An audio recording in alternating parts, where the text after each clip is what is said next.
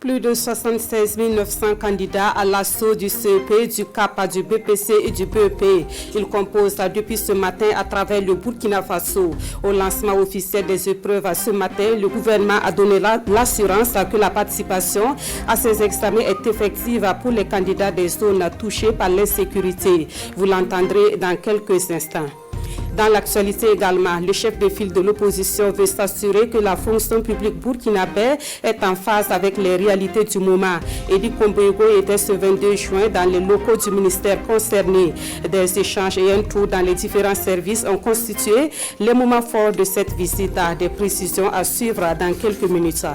Dans ce journal, nous serons dans la ville de Sia où la première dame était ce mardi face aux organisations féminines de Haut-Bassin. Une rencontre pour parler du forum Génération Égalité qui aura lieu à la fin du mois de juin en France. L'intérêt de cette rencontre pour les femmes burkinabées ainsi que les modalités de leur participation sont à découvrir dans ce 20h. Mesdames, Messieurs, bonsoir. Merci de nous suivre. Nous ouvrons ce journal avec ce communiqué du gouvernement. Le lundi 21 juin 2021, aux environs de 15 heures, une équipe de relève de la police nationale a été la cible d'une embuscade tendue par des individus armés. Cette embuscade s'est produite sur l'axe Bas-Falgo-Foubé, région du centre-nord, alors que l'équipe était en mission de relève sur Yirgou. Le bilan provisoire de cette attaque à la date du 22 juin fourni par les équipes de recherche est de 11 policiers tués, 7 retrouvés sains et saufs et 4 manquant à l'appel. Des opérations de recherche conjointes avec l'armée sont en cours depuis hier. Le ministre de la Sécurité, au nom du gouvernement, présente ses condoléances aux familles éplorées et transmet ses encouragements aux équipes déployées sur le terrain des opérations. Et c'est signé le ministre de la Sécurité, Ousseini Kompaouri.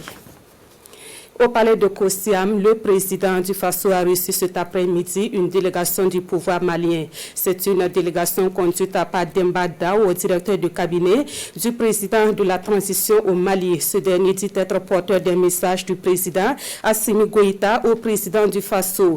Et c'est la seule information qui sortira de cette audience, dont les images ont été rapportées par Nongba Kouda et Issa Kanana.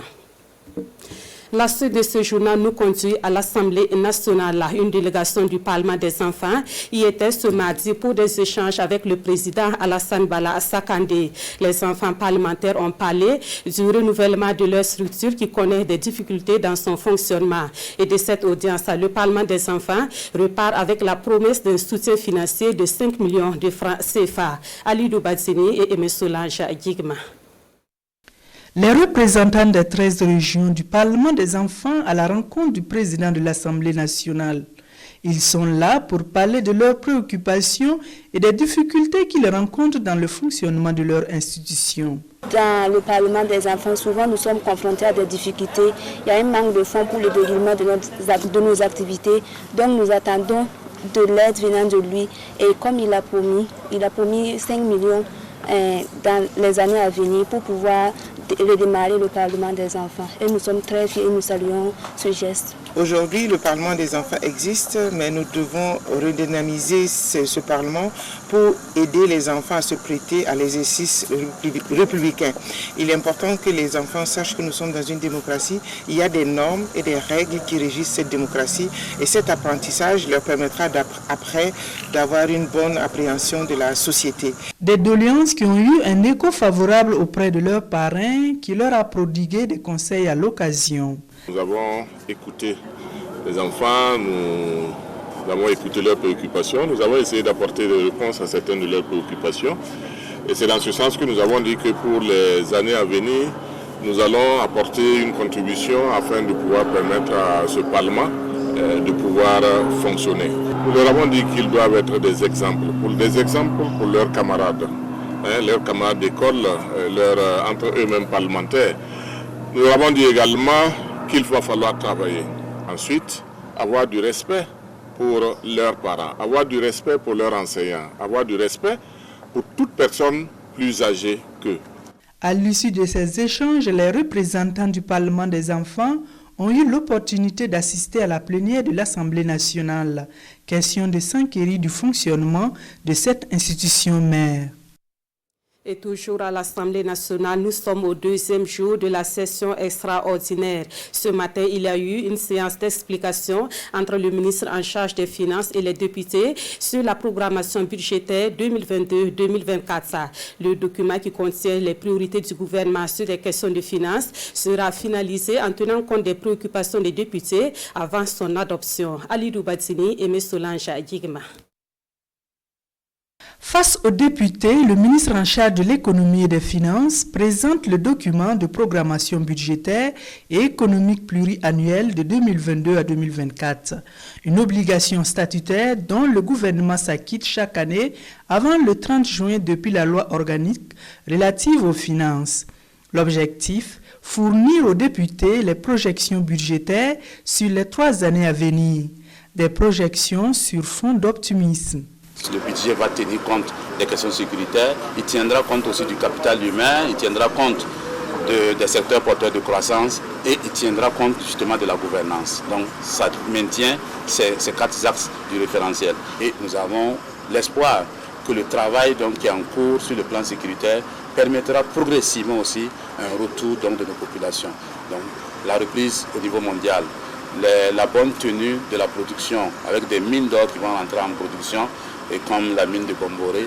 Donc tout cela amènera bien sûr à avoir de meilleures perspectives. C'est un document qui dessine les ambitions du gouvernement en matière de développement économique et social d'une part et les possibilités réelles de mobilisation des ressources et d'absorption des crédits budgétaires par les ministères et institutions d'autre part. Ce document donne également le taux de progression de la croissance économique. Nous avons noté que par exemple sur la période 2022-2023, nous allons avoir une progression moyenne des recettes propres de 9,8% sur en tout cas la période. Ça veut dire que nous devons mettre les efforts pour pouvoir faire un recouvrement optimal des différentes ressources fiscales et bien sûr au niveau des ressources propres pour pouvoir fonctionner normalement. Et c'est la même chose au niveau des dépenses et un accent particulier a été mis sur la maîtrise des charges. Et vous avez regardé que certaines charges, toutes les charges de fonctionnement, ne connaîtront pas d'évolution majeure. Le taux de progression est généralement autour de 1 ou 2% maximum. L'objectif de ce cadre d'échange est de donner des éclairages sur l'ossature et l'esprit du document de programmation budgétaire et économique pluriannuel de 2022 à 2024, ce qui permettra de prendre en compte les orientations des députés dans l'élaboration de la loi de finances pour adoption dans le mois de septembre 2021. Le premier titre de l'actualité de ce 22 juin au Burkina Faso, c'est le démarrage des examens du CEP, du BEPC, du CAPA et du BEP. Ils sont environ 77 000 candidats à la conquête de leur diplôme pour la session 2021. Le lancement officiel des épreuves est intervenu ce matin au lycée Saint-Viateur de Ouagadougou. Et le ministre en charge de l'Éducation nationale de rassurer que des dispositions ont été prises pour permettre aux candidats des zones à fort défi sécuritaire de pouvoir bien composé. Gérard Sommet et Maïmouna Traouri. Groupe scolaire Saint-Viateur de Ouagadougou. Le ministre de l'Éducation nationale, de l'alphabétisation et de la promotion des langues nationales lance officiellement les examens du primaire et du post-primaire. Pour cette année, les épreuves écrites du CEP, du CAP, du BEP et du BEPC se déroulent simultanément. Les épreuves du CEP débutent avec la rédaction dont le sujet porte sur la montée du drapeau. Les candidats au BEPC commencent avec la dictée. Compte tenu du fait que l'année dernière, la plupart de ces candidats n'avaient pas achevé l'année scolaire lorsqu'ils étaient dans les classes intermédiaires, avant donc d'être dans les classes d'examen. Donc nous avons travaillé à ce que dès début octobre, sinon mi-septembre pour certains, début octobre pour d'autres, les cours puissent démarrer. Nous avons mis tout en œuvre pour que les programmes puissent s'achever. Et donc de ce point de vue, nous pensons que les candidats en principe sont prêts pour y aller. Alors pour ce qui est de l'organisation des examens, il peut y avoir quelques difficultés. Déjà on me signalait qu'au niveau de la région des Hauts-Bassins, donc il y a une localité où il pleut toujours et les élèves donc, du centre secondaire qui sont un peu plus autour de 140 élèves ont du mal à pouvoir traverser. Mais ça c'est des questions qu'on va régler. Tout est mis en œuvre donc pour permettre aux 769 629 candidats de composer dans de bonnes conditions. Dans les zones à fort défi sécuritaire, des mesures sont prises pour permettre aux candidats de participer aux examens. Dans certaines localités, au regard des derniers développements de la situation sécuritaire, nous avons dû déplacer donc des candidats et qui prendront part aux examens dans les localités où ces candidats ont été déplacés. Donc ce travail se poursuit, mais vous savez que pour des raisons sécuritaires, je ne vais pas communiquer les lieux. Et il y a des endroits aussi où, en rapport avec les forces de défense et de sécurité, nous travaillons en tandem. Le ministre encourage tous les candidats et espère une bonne moisson. Les résultats du premier tour du BEPC sont attendus pour le 29 juin prochain. À présent, quelques images du début des épreuves du BEPC hors de Ouagadougou à Bogoudjoulasso. Ils sont 43 762 candidats à la conquête de ce diplôme. Certains de ces candidats, notamment ceux du village de Kokorowe, n'ont pas pu entamer la composition à temps à cause d'une forte pluie tombée dans la région. Et du côté du Sahel, ils sont 5017 candidats à composer pour le CEP et 2087 à la recherche du BEPC. Malgré le contexte sécuritaire difficile, tout se déroule bien selon l'équipe de l'organisation de ces examens au niveau de la région du Sahel. Eux également sont soumis à des épreuves depuis ce matin, mais là, il s'agit d'examens plutôt pratiques. Plus de 6800 candidats vont à la conquête du certificat de qualification professionnelle. Ici, dans la région du centre, le lancement officiel des épreuves est intervenu au centre d'initiation et d'apprentissage au métier. Bernard Kombelem est bienvenu dans ça. C'est l'heure de la vérité avant d'aborder le marché de l'emploi. À l'échelle nationale, les examens du CQP, le certificat de qualification professionnelle démarrent et c'est le secrétaire général du ministère de la Jeunesse, de la promotion de l'entrepreneuriat et de l'emploi qui lance officiellement les épreuves ici au centre féminin d'initiation et d'apprentissage au métier de Ouagadougou. L'examen, en tout cas, on était bien préparé, donc on est prêt pour composer l'examen. En tout cas, pour le moment, on est prêt. On ne se plaint pas, on est prêt pour apprêter parce que nous, on nous a bien informés, ça veut dire qu'il reste juste seulement, on doit pratiquer ce qu'on nous a montré à faire et c'est tout. Les épreuves du CQP durent 1 mois. 104 candidats composent dans ce centre d'examen. Pour ce qui concerne notre pays, l'accès à l'emploi constitue un défi, non seulement pour les pouvoirs publics aussi, mais pour le secteur privé. Donc dans ce sens, nous attendons de ceux qui vont sortir de ces examens qu'ils puissent s'auto-employer et puis employer d'autres jeunes. Au plan national, ils sont plus de 6800 candidats, toutes filières confondues, à prendre part à ces évaluations.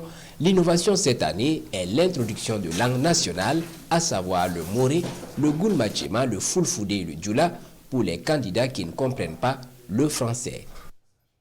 Autre titre de l'actualité ce soir, le chef de file de l'opposition était aujourd'hui dans les locaux du ministère de la fonction publique, du travail et de la protection sociale. Sur invitation du ministre Seni Ouedraogo, Edi Kombogo a pu s'imprégner des dispositions mises en place pour une fonction publique efficace et opérationnelle. Au terme des échanges, la délégation du CEFOP a eu droit à une visite guidée dans les différents services.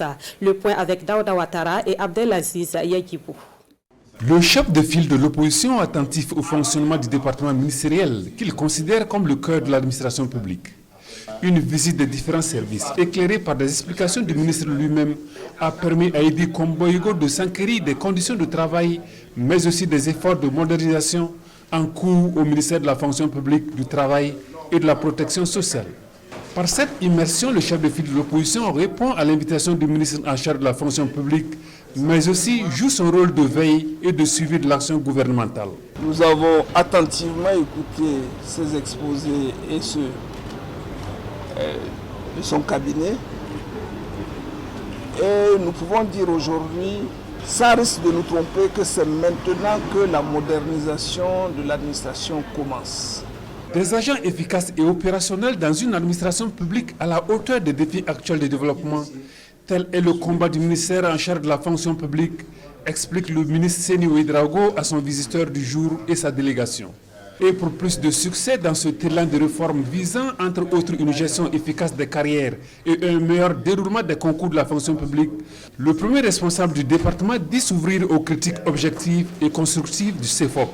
Pour moi, c'est un honneur parce que j'ai eu la chance de travailler avec le chef de file de l'opposition qui apparaît était mon enseignant.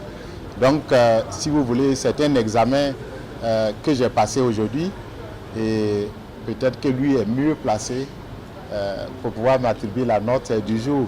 Il est allé au-delà de sa lettre de mission. Eh bien, bravo à lui. Pour ce qui nous concerne, nous l'accompagnerons s'il le souhaite.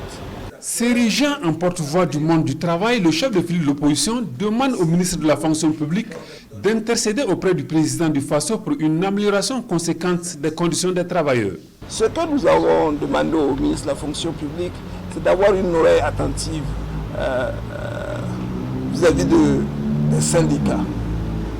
Des réformes créent des grincements, mais il faut se donner le temps d'expliquer et expliquer encore. L'essentiel, c'est que tous les acteurs trouvent solution dans l'intérêt supérieur de notre nation. Après le CEFOP, le ministère de la fonction publique prévoit recevoir les jours à venir l'alliance des partis de la majorité présidentielle. La problématique de la question foncière est le sujet au cœur de la première session de l'année 2021 du Conseil économique et social. La dite session qui va durer 28 jours a débuté ce matin à Ouagadougou. Les conseillers auront à identifier des solutions à la question foncière qui a engendré plus de 3000 conflits communautaires entre 2010 et 2018. L'ouverture de la session dans ce compte rendu de Issa Kafando et Olopoda. La ressource terre, elle constitue pour l'humanité un capital précieux, mais la prolifération du business autour du foncier et la gestion actuelle des terres génèrent de plus en plus de conflits multiples. Pour l'année 2020, par exemple, les données de l'Observatoire national de prévention et de gestion des conflits communautaires font ressortir plus de 600 conflits liés à la terre. Et les régions les plus touchées sont les hauts-bassins, le centre-est, le nord et le centre-nord. Au regard de l'ampleur des litiges fonciers, le Conseil économique et social s'auto-saisit de la question et consacre sa première session ordinaire de l'année 2021 à cette problématique de la gestion des terres, considérée selon certaines opinions comme une bombe à retardement. Cette session sera l'occasion de mener des réflexions profondes autour des points suivants. La terre comme un bien collectif au service du développement durable. La réduction, voire l'élimination progressive de la spéculation foncière. La réforme du cadre juridique et institutionnel sur le foncier, ainsi que leur diffusion aux besoins dans les langues nationales. L'instauration d'une bonne gouvernance foncière. Le renforcement des capacités de gestion foncière des collectivités territoriales. Il faut, selon le CES, trouver des solutions idoines pour désamorcer le plus vite possible cette bombe afin de préserver la cohésion sociale et réussir la réconciliation nationale. Et au terme de cette session qui va durer 28 jours, l'institution se donne pour défi de faire des propositions qui permettront une gestion efficace et efficiente des terres au Burkina Faso au profit du développement durable.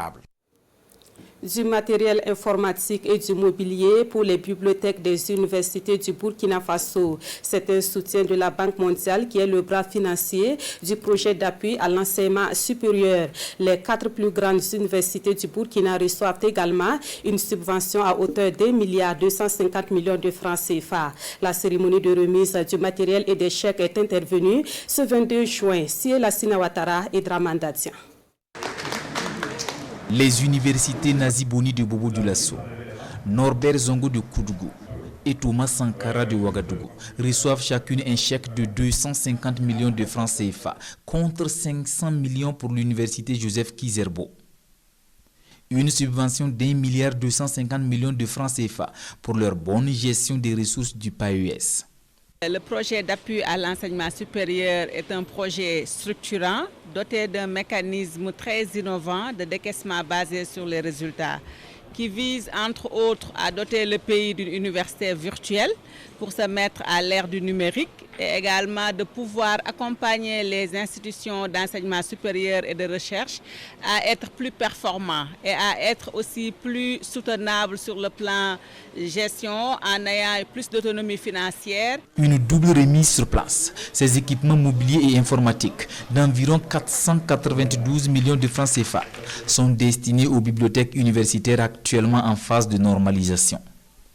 Les principaux problèmes liés au système LMD, vous avez vu que ce sont des ordinateurs, ce sont des tables, ce sont des chaises, c'est des outils informatiques qui vont nous permettre effectivement d'améliorer le service rendu aux étudiants. Nous saluons solennellement l'initiative du PAS. Moi personnellement j'ai souscrit au programme là, depuis le 16 mai 2019. Voilà, jusqu'à aujourd'hui, je n'ai pas encore eu mon ordinateur. La continuité de l'opération Un étudiant, un ordinateur est aussi l'une des doléances posées par le chef du département de l'enseignement supérieur à la représentante résidente de la Banque mondiale au Burkina. Le programme d'appui à l'enseignement supérieur, un projet de 35 milliards de francs CFA entamé en décembre 2018, s'achève en septembre 2023. Depuis New York aux États-Unis, le programme des Nations Unies pour le développement a ouvert ce 22 juin une session ordinaire sur la sécurité centrée sur les personnes. Le Burkina Faso, à travers le ministère en charge des droits humains, a participé à cette réunion par visioconférence. Dans son allocution, la ministre burkinabé s'est focalisée sur la prise en compte des droits humains, la justice équitable et la gestion des déplacés internes. Césaire Carrefour et Draman Guéné. Par visioconférence, c'est la ministre de la Justice qui porte la voix du Burkina à cette tribune du PNUD dressée depuis New York. Malgré la double crise sécuritaire et sanitaire, le Burkina fait du respect des droits de l'homme et de l'accès à la justice une priorité.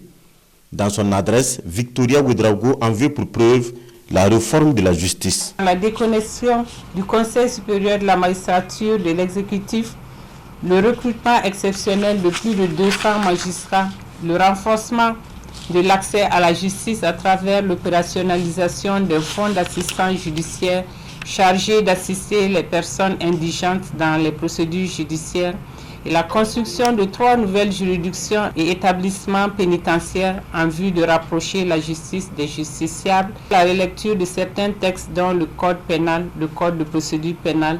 À cette réunion annuelle du PNUD, le Burkina salue les efforts de l'organe de l'ONU dans la lutte pour le respect des droits humains, surtout chez les personnes en détresse. Grâce à l'appui de ses partenaires techniques et financiers, dont les interventions diverses et multiformes ont permis à notre pays de donner par exemple aux populations déplacées internes un minimum de dignité humaine. C'est le lieu pour moi ici de saluer le partenariat avec le PNUD à travers le programme COSED qui nous permet de renforcer notre système de justice pénale en général et le cadre de la lutte contre le terrorisme en particulier. C'est une réunion du PNUD à laquelle prennent part plusieurs pays à travers le monde. La session est axée sur l'approche sécuritaire centrée sur les personnes.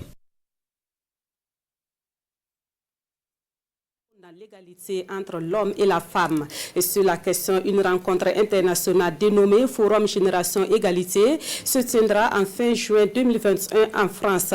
Ce mardi, à Bobo Dioulasso, la première dame est allée expliquer le bien fondé de ce forum aux représentantes des femmes des hauts-bassins, des femmes qui pourront suivre l'événement grâce à des plateformes numériques. Hassan Gourabou et Karim Sissi.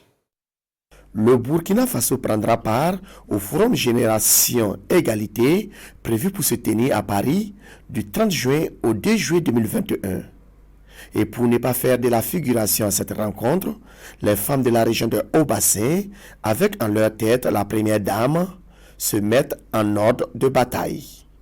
Une bataille pour faire entendre leur voix pour une égalité franche entre hommes et femmes. Nous avons pensé à mobiliser toutes les femmes du Burkina sur ce forum, qui est un grand événement qui va nous permettre de faire le point de la promotion des droits des femmes dans le monde entier. Nous avons voulu donc que toutes les régions du Burkina puissent participer à cette grande manifestation. Nous sommes venus à la rencontre des femmes ici pour leur en parler. Avec la maladie à coronavirus, le nombre de participants à ce forum de Paris est limité. Mais vu l'importance de l'événement, des dispositions sont prises au niveau national et régional, ici au Burkina Faso, afin de toucher un grand nombre de femmes. Le 30 juin, il y aura un écran géant qui sera dressé dans la salle du conseil régional, au sein de laquelle on pourra suivre en direct l'ouverture donc du forum Génération Égalité. Nous pourrons également les jours suivants pouvoir suivre les différents panels et sessions qui se dérouleront dans le cadre du forum, et nous pourrons ouvrir la voie à partir de cette salle-là à des discussions au niveau régional. Sur la plateforme, il y a un lien internet. Voilà, donc vous partez au niveau du lien, vous cliquez sur le lien, ou si vous n'avez pas le lien, vous partez sur Google, vous tapez Forum Génération Égalité et vous allez avoir des liens qui vont s'afficher, qui peuvent vous guider vers le formulaire d'inscription. Les leaders des organisations féminines des Hauts-Bassins ont salué cette initiative de la Première Dame. Une initiative qui leur a permis de poser quelques doléances. Nous saluons déjà la présence de Madame la Première Dame à Bobo pour nous expliquer mieux justement le forum Génération Égalité et surtout la participation. Nous avons émis beaucoup de souhaits, beaucoup de recommandations, notamment justement la traduction en langue pour les femmes qui n'ont pas été à l'école, et également une manière de faire des assises, c'est-à-dire un village qui a été proposé par une dame pour que les femmes puissent exprimer encore plus leurs doléances au-delà des différents cadres qui existent déjà. À ce forum Génération Égalité à Paris, le Burkina Faso ira comme pays leader pour défendre le droit des femmes à disposer de leur corps et le droit des femmes en matière de santé sexuelle et reproductive. Et puis sachez que l'épouse du chef de l'État, Sika Kaboré, sera la patronne d'un colloque sur les valeurs de la famille, l'autonomisation des femmes et les dividendes démographiques. Ce colloque se tiendra du 23 au 25 juin à Bobo-Dioulasso. Et sur les objectifs de cette concertation, nous suivons le docteur Issa Sidibé au micro de Betty Bienaon et Ali Traouri. Alors, l'objet du colloque, c'est de, comme vous l'avez dit, c'est de revenir et réfléchir sur les valeurs de la famille. Quelles sont les valeurs que nous devons reconnaître dans notre contexte national, régional et international, dans le sens de l'évolution actuelle de la famille. Dans le contexte actuel où il y a beaucoup de problèmes, que ce soit le terrorisme, que ce soit la pauvreté qui augmente, que ce soit l'immigration, tout cela arrive à amener à désintégrer les familles. Quelles sont les valeurs lesquelles nous devons nous rappeler, nous devons concevoir, accepter toutes les populations ou les couches sociales, que ce soit les communautés religieuses, les communautés traditionnelles, la société moderne, tous sont conviés à venir décider, de discuter de ces valeurs-là. C'est prévu sous forme d'une conférence inaugurale qui sera animée par Monseigneur Anselme Titiana Sano, Monseigneur émérite. Et ensuite, nous aurons des panels. Un premier panel sur les valeurs. Le second panel porte sur l'autonomisation de la femme. Le troisième panel, qui est prévu le troisième jour, est sur tout ce qui est transversal. Et nous l'avons intitulé « Ne laissez personne pour compte ». Un forage pour le secteur 14 de Waïgouya et un autre pour le collège d'enseignement général de Somiaga dans la région du Nord. Ces ouvrages hydrauliques constituent une réponse aux doléances des populations lors de la dernière campagne électorale. Mais le donateur n'est pas un parti politique, mais le secrétariat permanent du Conseil national de lutte contre le sida. Abbas Traoré, Alidou Alain Savadougou. Un forage au profit des élèves du collège de Somiaga dans les encablures de Waïgouya. Au secteur 14 de la ville, une autre addiction d'eau potable au bonheur de la population. Ces dons sont du secrétaire permanent du Conseil national de lutte contre le sida SPCNLS pour contribuer à la réduction de la corvée d'eau à Waïgouya. nous sommes ici au secteur 14. L'eau là nous manque beaucoup. Il y a beaucoup de déplacés ici. Avant, on partait très loin. On souffrait aussi, mais maintenant ça va. Nous sommes très contentes. L'école avait réellement besoin de l'eau parce que les élèves étaient obligés d'aller dans les concessions différentes, dans les puits artisanaux, avec tous les risques que cela compose. Parce qu'ils pouvaient tomber dans un puits. Mais en nous dotant de ce forage-là, nous avons résolu tous nos problèmes. La réalisation de ces forages est une réponse à la doléance des populations lors des campagnes électorales passées. Les donateurs s'engagent à poursuivre ces actions pour le bien-être des populations. Il y a de cela quelques mois, nous étions donc dans un processus d'élection et lors de ces élections-là, il y a des besoins qui ont été exprimés par les populations de la ville de Ouayouguia et ailleurs. Et donc c'est dans ce cadre-là que nous sommes là. Le respect des engagements pris, il a été question de la maternité, nous verrons donc avec nos amis, avec l'administration sanitaire, comment est-ce que donc, cette question peut trouver une solution, donc s'il plaît à dire dans les jours et les mois à venir. La réalisation du forage de l'école de Somniaga est soutenue par les amis du SPCNLS. Celle de l'adduction d'eau potable du secteur 14, financée par l'Association pour la bienveillance humanitaire. Avant de refermer cette édition, je reprends pour vous ce communiqué du gouvernement. Le lundi 21 juin 2021, aux environs de 15 heures, une équipe de relève de la police nationale a été la cible d'une embuscade attendue par des individus armés. Cette embuscade s'est produite sur l'axe Bassalogo-Foubé, région du centre-nord, alors que l'équipe était en mission de relève sur Yirgou. Le bilan provisoire de cette attaque à la date du 22 juin fourni par les équipes de recherche est de 11 policiers tués, 7 retrouvés sains et saufs et 4 manquant à l'appel. Des opérations de recherche conjointes avec l'armée sont en cours depuis hier. Le ministre de la Sécurité, au nom du gouvernement, présente ses condoléances aux familles éplorées et transmet ses encouragements aux équipes déployées sur le terrain des opérations. Et c'est signé le ministre de la Sécurité, Ousseini Kompaouri.